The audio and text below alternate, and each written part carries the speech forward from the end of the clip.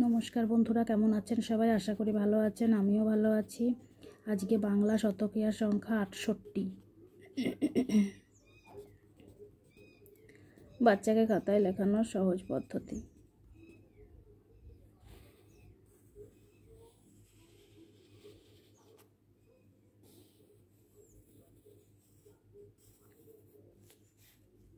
ছয় ১০ ৮, ৬৮।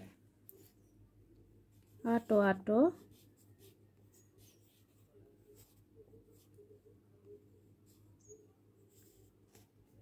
মূর্ধন্যস্য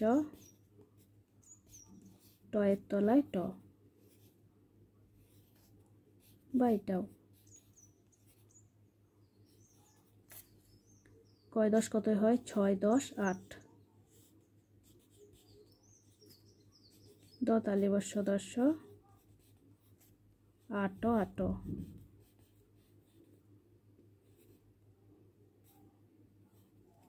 যদি ভিডিওটি ভালো লাগে অবশ্যই একটি লাইক করবেন।